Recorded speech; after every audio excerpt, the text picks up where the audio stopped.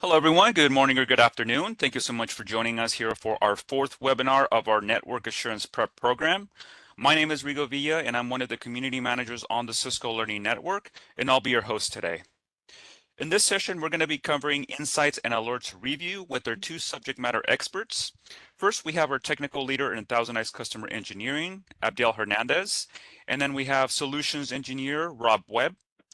But before we get this session underway, I wanted to share a couple of quick housekeeping notes. First, I want to let everyone know that all of the mics will be muted for attendees. So if you do have any questions during the live session, we ask that you please post them in the question and answer panel, as that would help us manage and keep track of all of the incoming questions.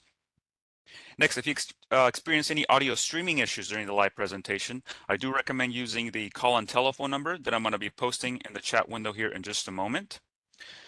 We're also going to be having a couple of Slido poll questions throughout this presentation. So it is going to be an interactive session. And when we activate one of these questions, you're going to see the Slido polling window pop up on your event screen. And then that's when you'll have an opportunity to submit your answers. We are also going to be having a QR code posted on the screen at the time that we have the questions up. So if you want to use your mobile device, you're more than welcome to use that QR code and submit your answers through that way as well. Also, at the end of this webinar, you're going to get a pop-up survey with a couple of questions about today's presentation. And we would really appreciate it if you can just take a moment to fill it out and share with us any thoughts or feedback that you may have about today's session.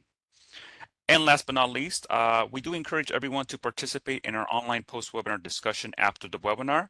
That's going to be a great place for you to continue the conversation about today's topic. And you can also ask any additional questions that you may have as well.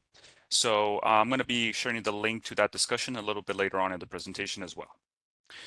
And without any further delay, I am now going to turn it over to our first speaker to get us started. So Abdiel, if you're ready, please take it away. Thank you, Rigo. So today we are going to cover a few things. First, we are going to do a quick recap of the domains that we've released with the self-study prep guide. And we're going to deep dive into domain 4 of the self-study guide. And after that, Rob and I are going to introduce you to a few questions, exam-like questions, for you to get an idea of where you're sitting today in regards with preparing for the exam. At the end, we're going to make a few special announcements, promos, so stay tuned till the end. And finally, we'll cover questions and answers. Rigo, can you please help us with the presenters? Yeah, absolutely. So as mentioned, our presenters and speakers for you today are going to be, we got Abdiel Hernandez, who's a technical leader in ThousandEyes Customer Engineering. And then we also have Rob Webb, who is the solutions architect for the, and then also a Cisco Press author. And then it'll be myself, Cisco Learning Network Community Manager, who's going to be hosting this session for you all as well. Thank you. All right. And we have the recap here. Yes, thank you, Abdiel. So we do have a good amount of content for today's session, but I wanted to provide just a quick recap of what we covered in our previous sessions so far. So we've had 3 webinars in this prep series, and in those sessions, we have covered domain 1 and also domain 3 of the prep guide. If you are just joining us for the first time today or could not attend the previous webinars, not to worry. We do have the recordings available on demand for you to catch up or revisit at any time. I'm going to be sharing the link a little later on where you can catch those recordings. But for now, Abdiel, as Abdiel mentioned, we are going to be diving into domain 4 and also into a series of practice quiz questions to help test your knowledge. Over to you, Abdiel. Thank you. So let's dive deep into domain 4. Just a quick summary of what you can expect from domain 4. In this section, we have mainly alert rule configuration and validation for our cloud and enterprise agents, BGP, Internet Insights, and endpoint agents.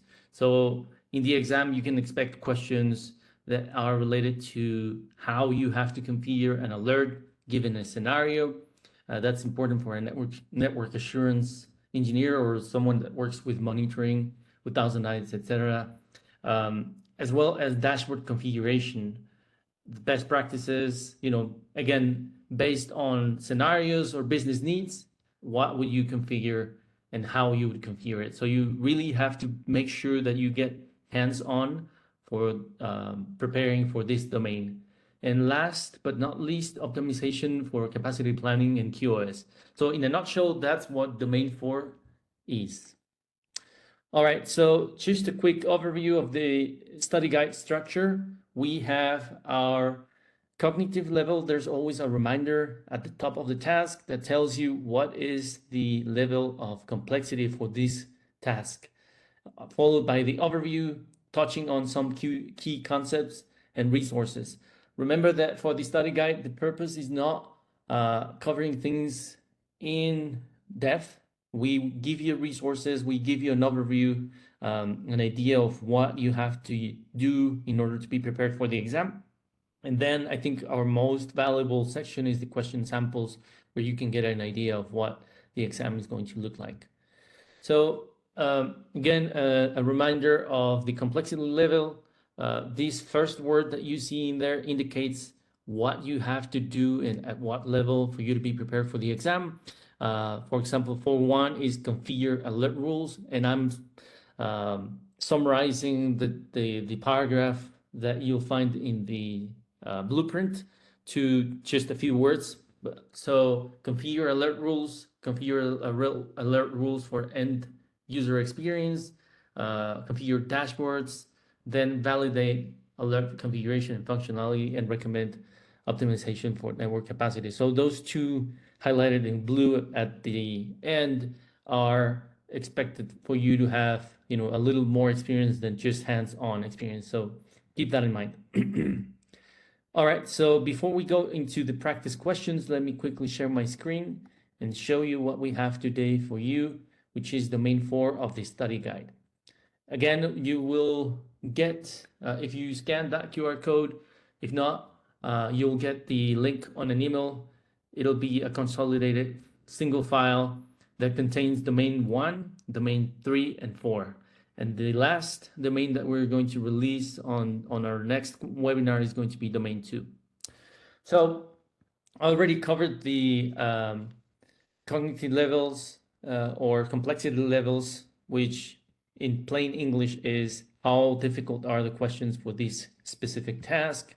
And for 4.1, the first task that we have here, we introduce the what alert rules are and the different categories that we have in there for you to configure. So here in the key concepts section, we try to summarize the key points for you to be able to be ready for the exam. And then we dive deep into alert structure. Do use the resources that we provide on the resources section of the study guide if you want to expand your knowledge on a specific topic. So what you're looking at right here, what I'm showing is the different areas that you will be tested on while going for the exam. This is the alert rule structure. Overall, we have first we have categories, which are basically, you could see that as your agents and tests. So we have endpoint agents, alerts, we have cloud and enterprise, we have BGP, and we have devices, and I'm missing one that I'm forgetting right now. And then based on the category that you choose, you will get different alert types and the different test types where we are collecting metrics so that you can alert on those metrics. The settings options will change based on the categories that you are selecting. For example, you won't get the same settings for, say, cloud and enterprise agents than devices or BGP routing. So those are the small things that we're pointing out in the study guide. Then we are talking about the structure of an alert. We explain what the global condition is versus location condition. First, the global conditions will trigger, and then within that specific location conditions will also be added to the alert.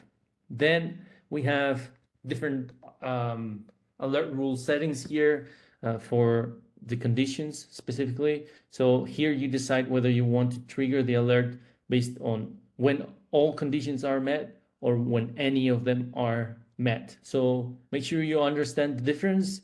It's key in real life because that is basically defining your the logic that you're using to trigger an alarm. Yeah, Or I'm sorry. yeah. Just wanted to mention that's basically a Boolean and or. Okay, awesome. What we've seen in other places and stuff. So it's a little different terminology, but it works exactly the same way. Thank you, Rob. Thank you. And then, you know, the other settings that you have here is, you know, for the, if you want to base it on the, or a specific agent seeing the problem in continuous or different test rounds. And if you want to set your alert for a number of agents or a percentage of agents. So we walk you through all of those configurations in here, and because that's important for you to be prepared for the exam. Then we get to a section that we call example alert conditions. Keep in mind, this is not comprehensive, which means we are not listing here all possible alert configurations that you could use.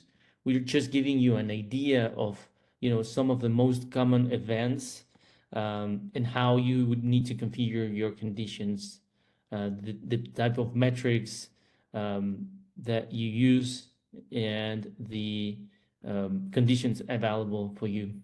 Keep in mind, not all metrics are available for alerting, so that's something that you have to get your head around as well. Rob, is there anything that you'd like to add to alert configuration so far? I think you covered it very well. Thank you. Thank you, Rob. All right, so the next, I'm gonna skip over the questions because we have some time allocated for that specifically. And then scrolling down to section 4.2 is basically, we're talking about the same topic. We're talking about alert rule configuration but in this case for a different category. So this is mainly coming from the alerts that you can configure for endpoint agents. But as the guy mentions, you know, there are some scenarios where you can also alert or configure alerts that are relevant to endpoint monitoring or endpoint experience monitoring that come from other categories and alerts. So that's also the same thing that we're giving you. And following the same train of thought, we offer example alert conditions where we are giving you some ideas of what conditions you would need to monitor to meet the business requirement or event type. For example, in this case, endpoint performance, you can really just pick from CPU utilization or memory load. There's other such as network tests and path trace where you can monitor the BGP, ASN in the path that your endpoint is taking to applications and services that you are monitoring, and so on and so forth. For Wi-Fi monitoring, we have signal quality in the alert. This is one of the scenarios where I mentioned that not all metrics are available in the alert conditions. For example, for Wi-Fi monitoring, we have plenty more metrics that are not there. So, you know, another thing to keep in mind. I'll skip over this. And Rob, do you have any thoughts for endpoint experience monitoring, or I mean alerting? Yeah, I could point out a couple of the metrics that you won't see the alerting on, right? That you were just talking about. Like there are things like Wi-Fi retransmissions, right? That's not a TCP retransmission, so it's where your access point isn't acknowledging recipient of a wireless the wireless packets, so they get retransmitted. Does it really affect anything? That's maybe puts a little bit more traffic on the wire. But things like roaming events where a endpoint is detected that is hopping between different BSSIDs. Right. So those type things we detect and we can show in the product, but we don't alert on them today. I know there's feature requests for that, so I think that'll be changing. But as far as the test goes, it was written at that point in time. Exactly. Thank you, Rob. So 4.3 is covering dashboard configuration, and it follows the same train of thought. Get used to the metrics, to the categories, to the measures that you can select, and understand how you can meet a requirement by using these configurations. So again, we start on this section by covering some of the metrics. It's not comprehensive. If you want a comprehensive perspective on the metrics that we collect per test, and then the ones that are available for alerting, please go to the resources section. It's probably going to be covered in the product documentation in the ThousandEyes website. But just to give you an idea, for example, from page load tests, we collect these metrics. For HTTP tests, we collect these metrics, and then page load should have available both, because it runs not only network and HTTP server, but also the page load, the waterfall, etc. So it gives you more visibility into things if needed. And keeping that in mind, so say someone wanted to configure an API health overview dashboard. And by the way, API test at this point in time is not tested in the exam, because it was introduced later after the exam was created, but it's giving you, it's teaching you how you have to think about dashboards versus metrics versus meeting a business requirement. Then we walk you through widgets, which are the individual tiles that you can include into a dashboard, embedded widgets, etc. And then there's a really cool section on troubleshooting with the dashboard. I think this is more useful for a real life example. But basically, if you click on the widget for transaction time, as you're seeing here, you will be able to narrow down the specific test round that is making a reference or being referenced by these widget at a specific point in time. And then you can start troubleshooting by correlating with other metrics and, going back in the history, in the timeline, or, even observing further test rounds. So that really helps when you're troubleshooting an actual problem in real life. Now, with widget configuration, again, I'm showing here a number tile that has multiple cards configured. The point that you really have to pay attention for the exam is, make sure you understand the data sources, the categories, the metrics, the measures, what's mean versus the middle point versus the ninth percentile. May I mention something here right along the lines of what you're saying is a lot of times you'll see questions on exams, like any exam, right? That they're not possible, or they don't even exist, right? There's a word in there that doesn't exist, or there's a combination that just, it doesn't make any sense because they're talking about, a web test and packet loss. Well, packet loss is on the network side, not on the web side. So just as an example, like, kind of read through it, and you can eliminate possibilities pretty easily if you have a basic understanding of the structure of how the product's set up. Yeah, thank you, Rob. I love that comment, because that's completely true. And if you have some hands-on experience, on the platform, which you can get access to really easily by signing up for a trial, even the rest of the settings around the exhibit that you're presented with can help you determine, what's the right answer, as Rob is saying.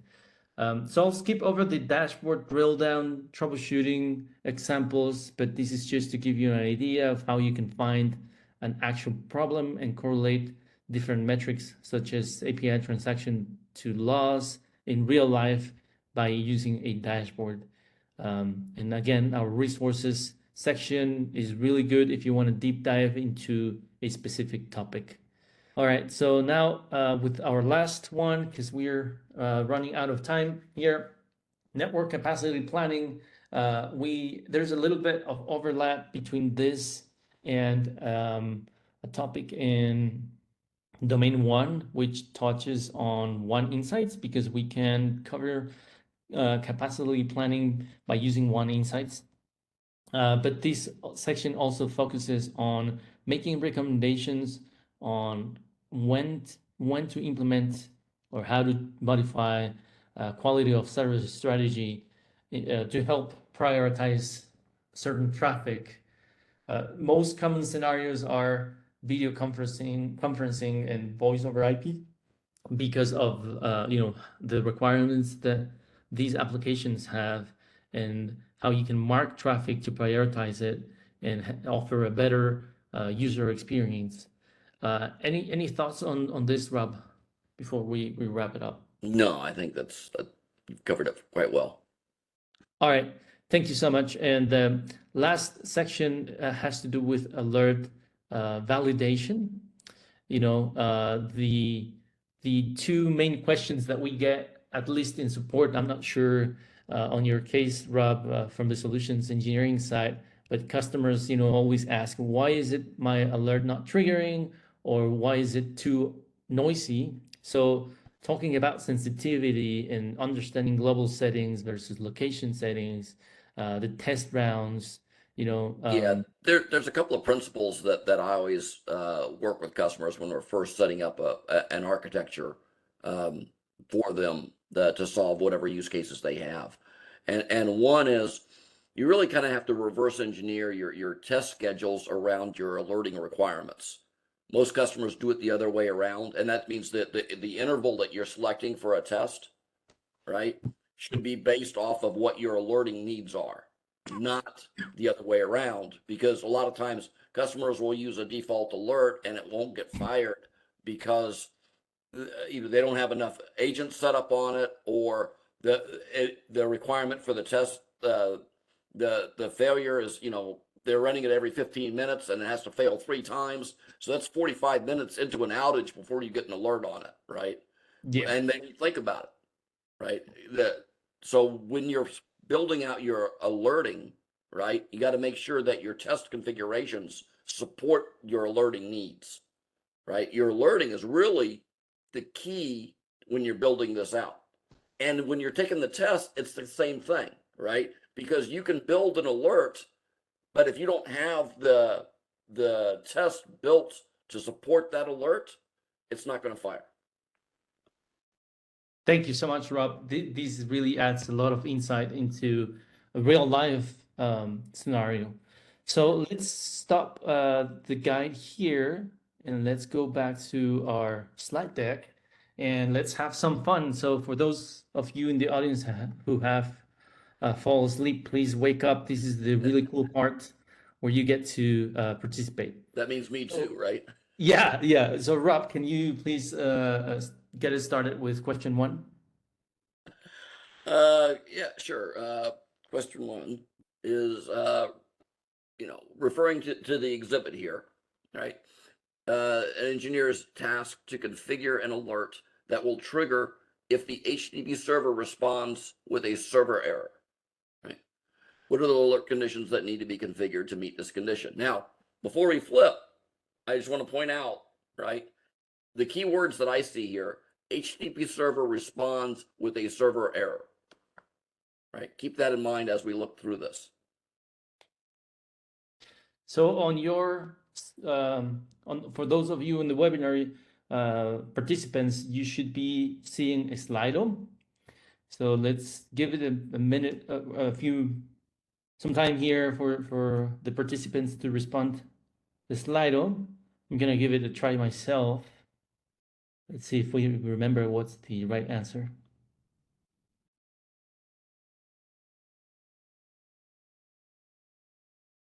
So the question is asking you to select the alert rule configuration and to fill in those three blank boxes that you see on your screens. So let's see.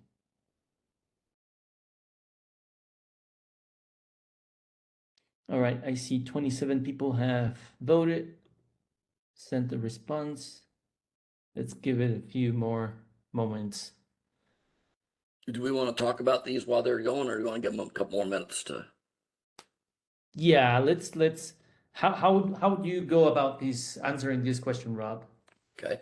Well, first thing I look at is, like I said, I see HTTP server response, right? So, okay, I'm getting a response, right? So that means probably shouldn't be getting a timeout of any kind, because I am getting a response, and the response is an error, right? So would A trip that? Yeah, A would trip that.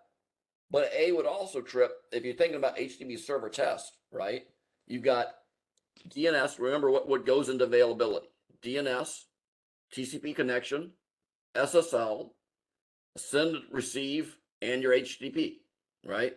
So any of those, including, a network condition, would give you an error for an HTTP server test, right? But here it says the server responds, right? So we got a response back. So it's not, which means we had a TCP, we had DNS working, we had TCP working, we had SSL working, because we got a response back from the server, right? So if any of those would trip A, A is probably not the best choice. If you're only wanting to see when you have that server response with a server error, right? So we can throw out A. B and C are both time-based, right? One of them is using dynamic. The other one's a static response time, right? Doesn't really have anything to do with what you're asked to do, right? It didn't say anything about timing out or responding in a certain amount of time or anything like that, or, so it kind of leaves D, and D says response code, which means you're getting a response back from the server with a server error, right? Which kind of sounds to me like what they're asking for. All right, let's leave it at that and go to the next one. I see 52 participants responded already, and I see a trend going along the 500 error types. So yeah, for those of you who 71% voted for response code is server error 500. And I love what Rob is doing. He's teaching you this methodology that will not only help you in the exam, but also in real life. That's exactly how you troubleshoot an alert in case it's, not triggering. But just to give you a quick summary of how you could go about this question, error type is any, it's possible, but it's too broad. Rob already explained that we have several metrics included on that, so it would become a noisy alert. Ultimately, it's not what you want. B and C are completely unrelated metrics, time-based, and D is exactly what's covering. Remember, 500 level errors are server errors. Can I expand on that just a little bit more? Mm-hmm. One of the reasons why you may not want A, right, is because you can set up alerts. Maybe you do have an alert for A, but it goes to a different group, right? It goes to somebody else, whereas your alert for D only goes to that server team or that application team that's tied to that one particular application, right? So because error 500, that is an issue that belongs on the application side. Definitely, right? So 100%. there'd be a very good reason, to only alert on that response code for a particular alert. Maybe, probably you already have an alert in there for any error type, but it's probably going to somebody else. Right. Minimize your time to innocence. Yep. All right, so let's go with question 2.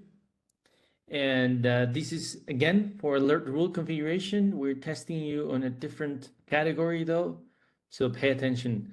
So this is for one, configure alert rules based on network conditions. So refer to the exhibit. A network engineer is tasked with configuring an alert to monitor for BGP hijacking. What is the alert category and conditions that need to be configured to meet the requirements? All right, so this Lido is coming. Before you move, yeah, or whatever, right? Note where the exact question, right? What is the alert category and conditions, right? That exhibit shows you where that category is. So think about that piece of it first. Yes. So remember, we have 5 categories. I'm not going to mention them all right now, but we have 5 categories. That's your first answer. And, that gives you an idea of how you should prepare for this, where you have to pay attention. Because the metrics and the options will change depending on the category. Remember that. All right, we have 6 responses, 7 responses. All right, keep it up. We are going to have a few more questions, so make sure you give it a try. Right now you're not being tested, even if you don't get it right. Go ahead and answer it, because that'll help you shape up your, it'll give you an idea of what the exam looks like and where you are today. So don't be afraid to answer. 28 responses so far. Do we have any questions on the chat? Not on the QA. On the chat, I see someone that asked about agent to server. Right. So when I mentioned agent to server, I suppose I was talking about HTTP, but that's just the type of tests that we have from our agents to, say, a web server, and the agent will collect network metrics, but on top of that, we'll collect other metrics. For example, if you're talking about an HTTP server, it will collect those metrics relevant to HTTP, such as response time, availability, and so on and so forth. And in the views, you can use these metrics to correlate to each other. It's just a test type if you want to look at it like that, David. All right, so I think we are giving enough time here. 45 people responding. Let me go to the next one. And in here, guess let's go over the right answer. Okay. So first here, do you want to take that on, Rob? I was just going to point out the fact that you basically have 2 choices for category, right? Right. So you mentioned the category, right? Mhm. So you have 2 choices here. You have cloud and enterprise, or you have BGP, right? So while cloud and enterprise has a path change portion available in alerting, right? There's no cloud and enterprise BGP, right? So the top one, A, is out automatically because that just doesn't exist at all. You could do something like D, but if you did, okay, so a hop number that's not in a expected ASN, right? Well, what happens if your number of hops change, right? There is a last hop option, not in the ASN you're expecting it. And that could be the result of a BGP hijacking, but it could be the result of other things as well. So because basically that's basically taking an agent and running the agent test to the target and looking at where the target ends up, what ASN you end up with, right? Whereas a BGP test can actually look at, hey, where is this data coming from, right? Where did it originate? Most importantly, right? Because if it's something that belongs to me, right? Am I gonna do BGP tests for everything in the world that I need to monitor to? No. But if I have an ASN that belongs to my company, right? I want to monitor that to make sure that it's originating from my company and not from somewhere else in the world. That it shouldn't be. And you have the ability to do that. Exactly. Just to provide a little bit more context on BGP hijacking, it's a security attack that basically, or usually, they will try to advertise an IP prefix that's more that's specific. smaller, that's more specific, so that anyone taking that path will prefer to go through their ASN, and by doing that, they're basically stealing part of the of the path. That's why it's called hijack. And just as Rob explained, we're basically monitoring for, or in this case, alerting for any changes to an ASN that's in my path that belongs to me, that only I should be propagating out there, not someone in a different country or even region to steal this traffic. All right, so let's go to the next one. This is question 3, alert configuration for end user experience. Rob, do you want to take this one? Sure. So referring to Exhibit A, right? Network engineers tasked to configure an alert to trigger when all network conditions are met, when the users are visiting salesforce.com, right? So, and of course, what is the category and conditions that need to be configured to meet this requirements, right? Well, category, right? Remember the key words that we read as we read through that. I'll let you all think about it for a minute.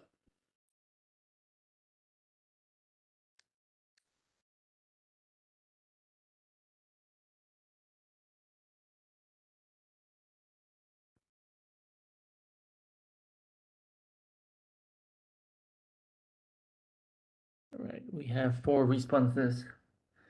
So by looking at this, I mean, if you're interested in signing up for the network assurance exam, you should be thinking how useful it is to know your way around the interface.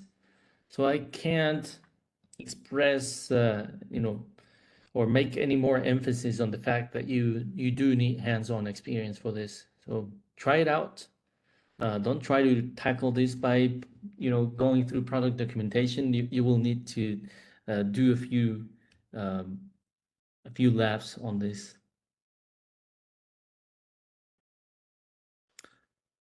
Right, 32 responses, 41% voting for browser monitoring as the for number 1 box. Then all conditions. So let's read the question again. It needs to be triggered when all network conditions. That's a bit telling, so I guess the all makes sense. And then we have when the users are visiting the salesforce.com site.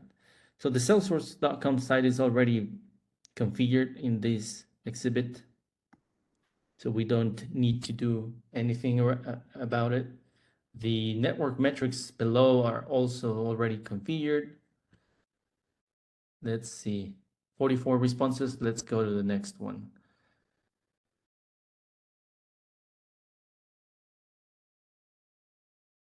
Okay, so the first answer is real user tests. That's the only alert type that will display, these settings for visited sites, and then the alert conditions for you to trigger on a visited site, in this case, salesforce.com. And you got it right, by setting it up to all, what we're saying is we want to trigger all the alerts. Sorry, we want to trigger the alert only when each one of these conditions are met. In other words, when packet loss is equals to or greater than 20% and latency is equals or greater than 100 milliseconds, jitter, and so on and so forth, right? Only then we're going to trigger this alert. Right. So keep a couple of things in mind. Schedule tests, right?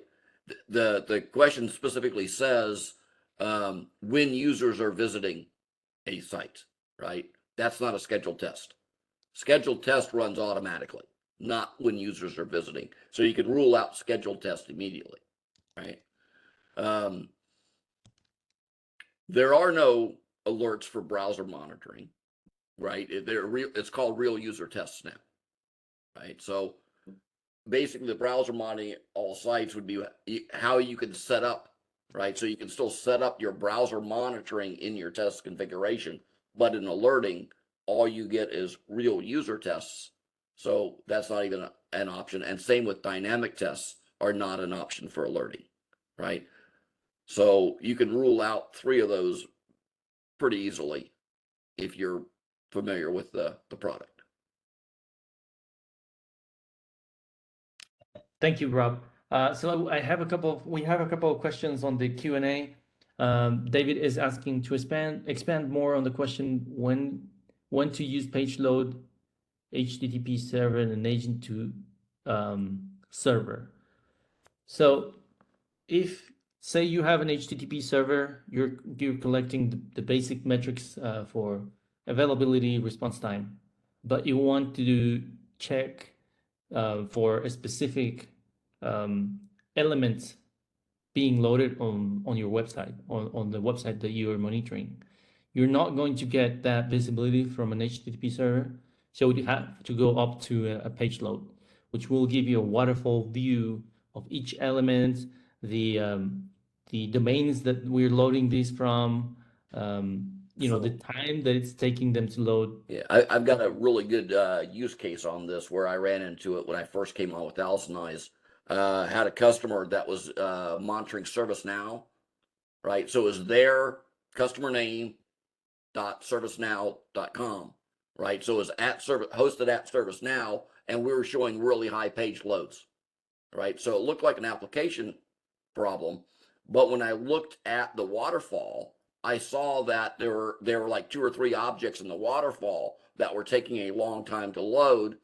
All of those objects were at the customer site, right? So I set up tests to those objects at the customer site and found that there was a network problem at their ISP that was causing what looked like an application problem at one of their vendors. Turned out to be a network problem that was local to the customer site that they weren't aware of, right? So page loads are really cool. If it was just an HTTP server test, all we would have gotten was the availability and the response time for the page that we were going to, but not the objects on the page, and we never would have seen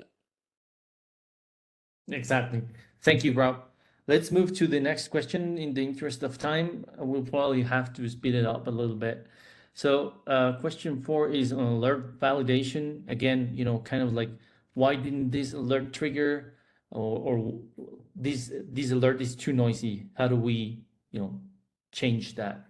So the question reads, refer to the exhibit. The alert rule is configured as in the example, but the alert was not triggered. What would be the reason? So we have conditions of the alert were not met, and with the current configuration, it will never trigger. So look at the configuration. We have a rule based on response code looking for 400 level errors. B, 2 rounds of the same agent failure are required to trigger the alert. The response code is misconfigured, all of the above. Now, to help you in your response, look at this other exhibit that is showing an agent with the alert active. And it's showing a 403 error in this screen. So at the top, we have the alert configuration. Response code is any error of the 400 level errors or no response. And at the bottom, we have the actual view that shows an agent alerting here. And the options again are conditions of the alert were not met. The alert will never trigger. 2 rounds of the same agent failure are required to trigger the alert. The response code is misconfigured, or all of the above.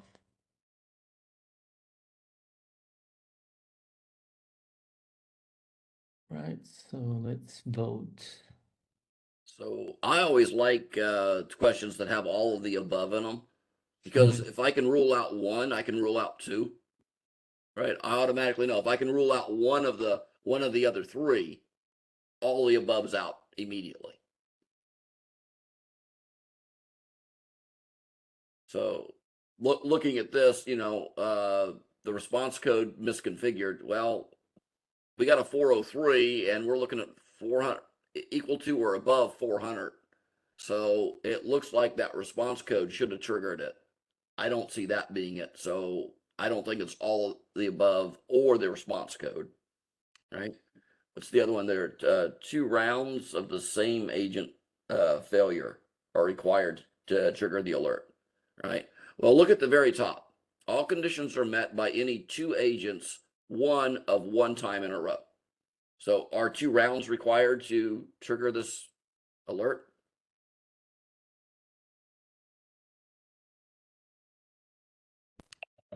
Right, I see 40 answers so far.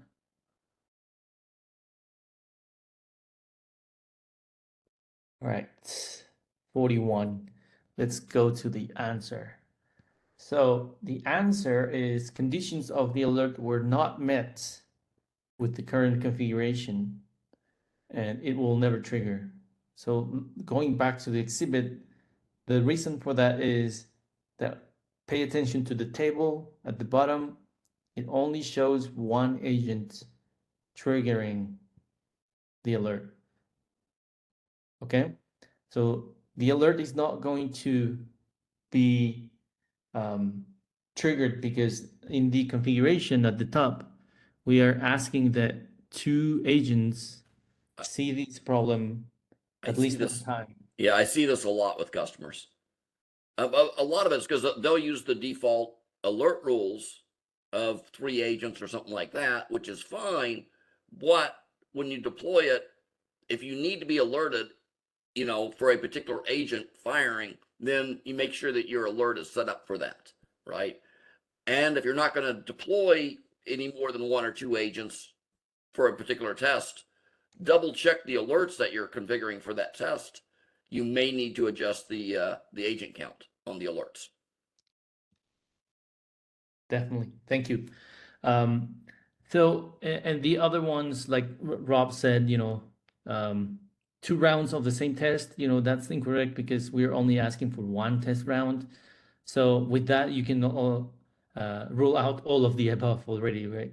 And the response code is not misconfigured, it's corresponding to the right one. Okay, let's go to the question 5.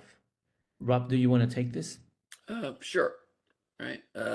Network administrators are receiving too many response time alert notifications, right? So it sounds like you got a noisy alert, right?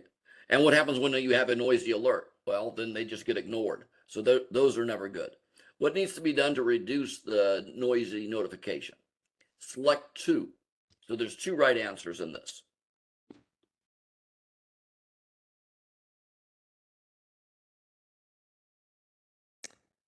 Right, the Slido is active. I will do a random vote. Let's see what we get. We have 5 people, 7 responding. And while we wait for this, there's another question from David. We don't have a specific 445 in a Cisco Press book yet, but there is a Cisco ThousandEyes book coming up, and we have, one of the authors right here with us on the call, Rob. So that's coming up soon. Do you want to say anything about add anything to that, Rob? Yeah, the publication date right now is set for the middle of September. We're trying to get it out earlier because we think we're ahead of schedule. But right now, the publisher is basically promising middle September for it. Awesome. I want a copy of it myself. Yeah, it'll be worth it. It'll be good. Aaron and I are writing it together. So that was interesting. It's my first book, but I've included a lot of stories that I've been telling customers for years, right? Use cases, stories. Some of them are directly from my ThousandEyes experience, and some of them are from experiences I had before I worked at ThousandEyes. And then I'll elaborate on. But if I had been able to have ThousandEyes to troubleshoot this, it would have been so much easier, and actually talk about how it would have made my life easier. I used to sniff a lot of packets back in the day. Right? That's how I got a lot of these wrinkles. All right, so They'll keep you up at night. we have 39 responses so far, and here the two correct answers are add dynamic baseline to an existing threshold or static alert.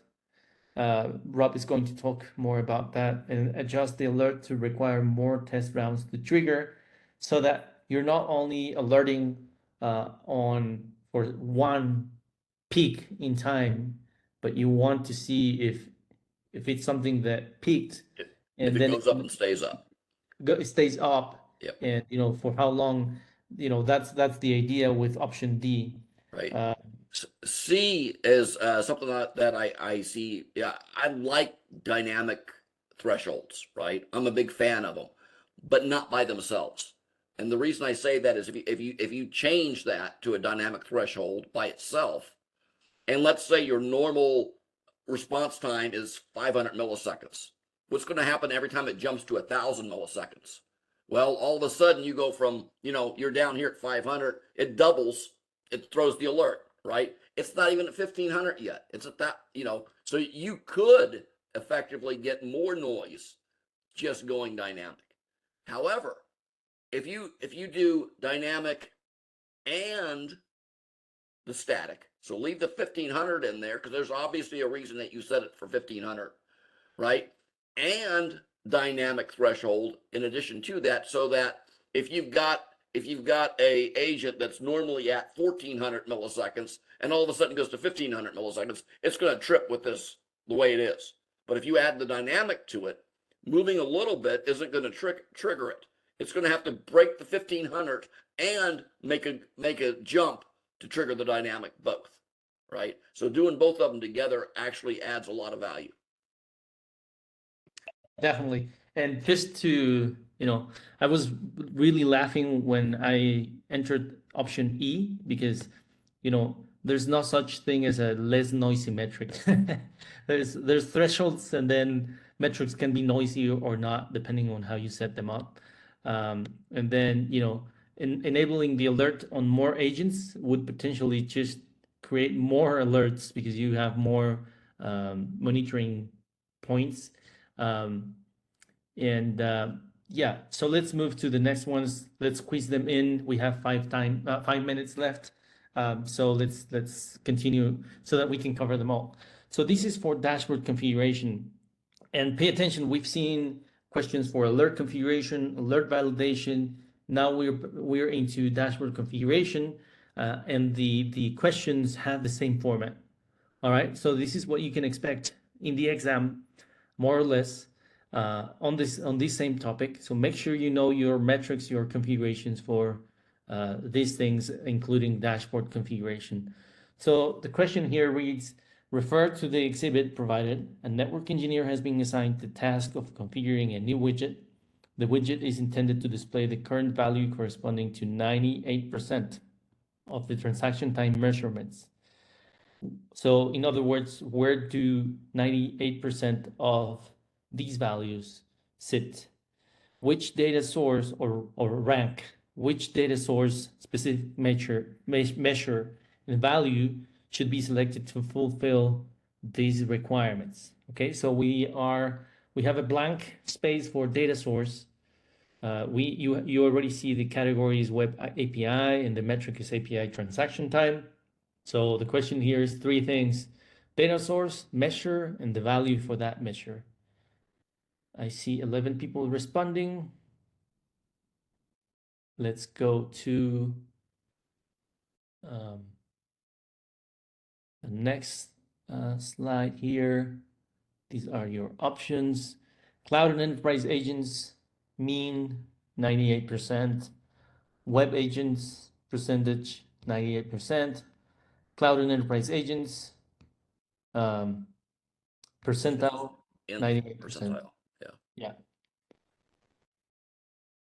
Do you want to help Yeah. our audience answer this one? Absolutely. Absolutely. This is a fun one.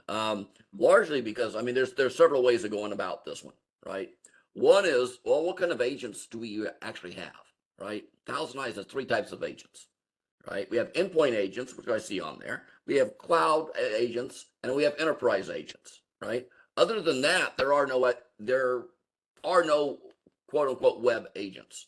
So right there, I know I can ignore that one, right? So then the question is, are we talking about cloud enterprise or are we talking about endpoint agents, right? So creating a web API test, right? The category, web test, anything like that is not something you're going to do on an endpoint, right?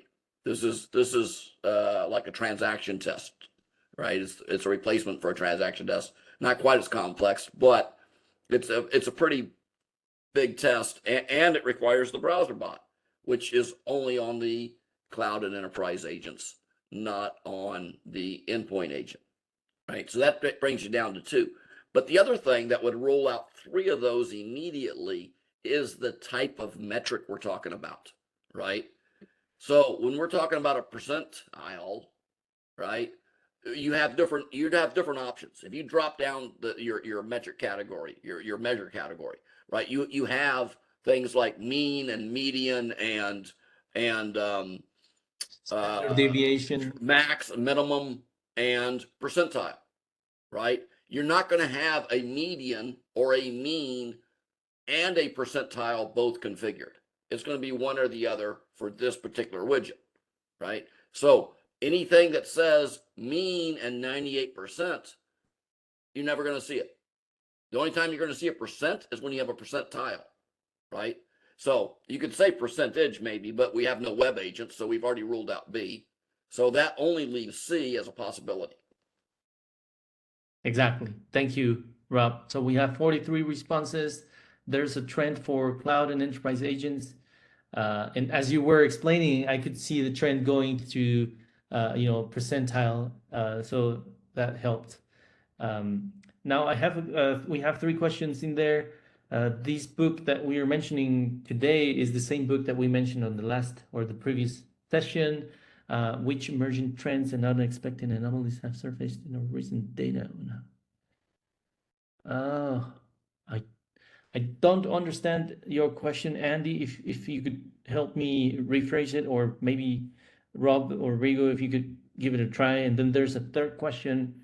There are more exam questions, and where can I get them? Yes. So if you subscribe to the webinars, you will get a link to the study guide, and the study guide has a section with question samples, so you can use that. So let's move to our last question of the day, which is on capacity planning. So the scenario is the following. You're analyzing NetFlow records or data for network supporting voice and video traffic. The data shows consistent spikes in delay and jitter during peak hours. Which optimization would you recommend? So remember, just a quick tip on this one, that there are specific applications, and there are specific strategies that we can use to prioritize them for better experience. And with that, you already have the answer.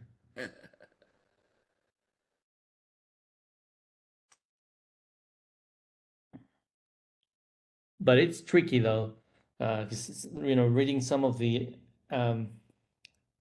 options here, since we're talking about capacity planning, I could see how you could be easily confused.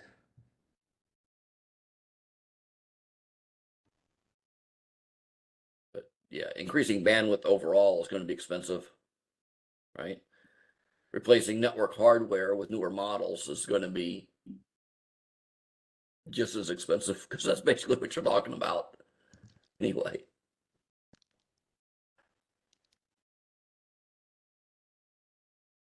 Hopefully you don't need a complete QoS redesign.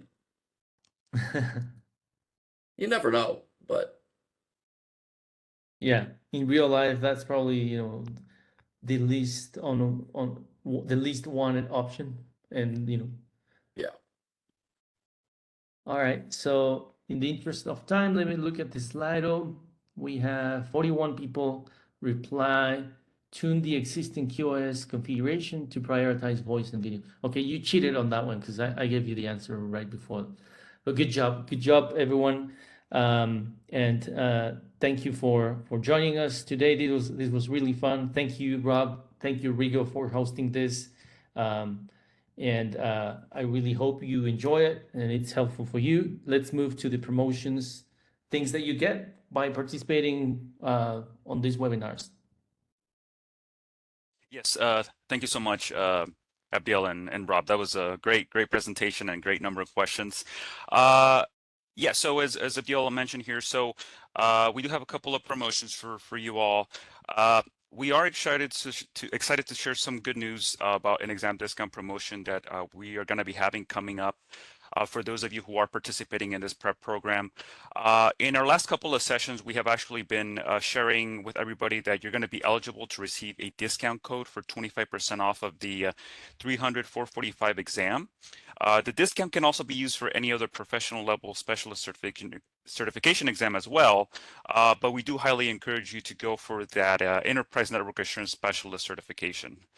For the code itself, we will be providing it shortly after the conclusion of our final webinar that's going to be coming up on July 10th. And of course, we'll be sharing a little bit more information about that during that webinar as well. One thing to note about this promotion is that you will need to redeem the discount code and take the exam before the end of this year. So that deadline is going to be December 31st of 2024. But this is a great chance for you to reduce that exam cost by taking one of these exams. So we look forward to making that available to you all really soon. And next slide, please. And then next we have our Upskill 2024 Multi-Cloud Specialist Certification Program. So if you earn any of the 3 multi-cloud specialist certifications before December 31st of 2024, you are going to be eligible to receive some exclusive benefits. So that includes passing the 300-445 exam, the 300-440 exam, or the 300-740 exam. These benefits include a multi-cloud badge. And also, if you certify in the Enterprise Network Assurance Specialist specifically, you're also going to get the Cisco ThousandEyes badge. So we hope that you can take advantage of that. But that's not all. You're also going to be for all of you, there's going to be a special celebration for you at Cisco Live beginning in 2025. And then all members of the Upskill program will also receive a 3-year subscription to the Cisco Modeling Labs Personal Edition. So definitely a lot of great perks here. And I hope that you all jump at the opportunity to not only advance as a qualified leader in these cloud technologies, but also take advantage of these benefits by earning one of your multi-cloud certifications before the end of the year. And if you want some more information about it, you can scan that QR code that is on your screen in front of you there. And we hope that you all take advantage of the program. And then next, we also have a couple of network assurance resources for your convenience. So we have our hub page for the network assurance program, and that's where you can access the exam topics, tutorials, and other material that you can use for your exam studies.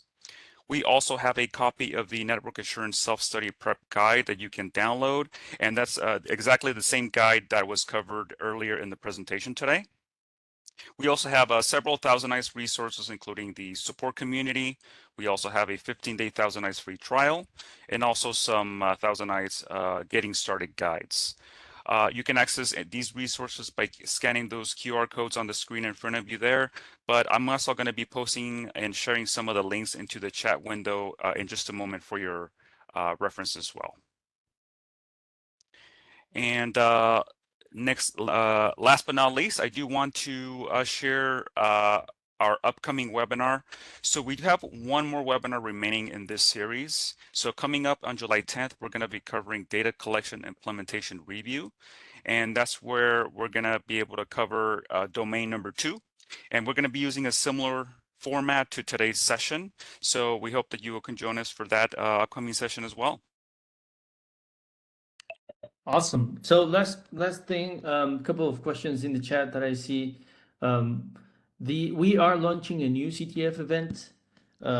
You might see that there are some of the same sessions, same missions in there. That's because we have a pool of missions that are limited. I mean, we don't have more than the ones that we are enabling at the moment. So if you see that some of them are repeated, for this one, I'm launching every mission. So in case you haven't gone through any some of those missions that will show up in there, you can take a crack at those. Now, the other question is about how many questions are in the exam. We don't have a number on that. We only can share the duration, which is 90 minutes. And if you speak English as a second language, you have an additional time, but that's setting from the Pearson provider. I think that's all. Awesome. Thank you so much, Abdel and Rob. So with that final question and answer, we're going to go ahead and wrap up our webinar presentation for today. I hope that everyone found great value and knowledge in the information that was shared here today, and that it is helpful for your exam studies. I also want to give a special thank you to the panelists for lending a hand with the questions. We really appreciate your help there. And for those of you who would like to revisit this session, we will have the recording available for on-demand viewing. All of the attendees will receive an email with information on how to access those recordings, but I did post a link into the chat window just a few minutes ago, but just in case you missed it, I'm going to go ahead and repost it again right now for your reference. And just to reiterate again, if you do have any additional questions, your question didn't get answered in today's presentation, we do encourage you to post it in our online post-webinar discussion.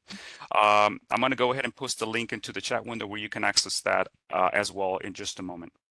Thanks again to our presenters and to all of our attendees for joining us here live. I hope that you all enjoy the rest of your day. Thank you so much.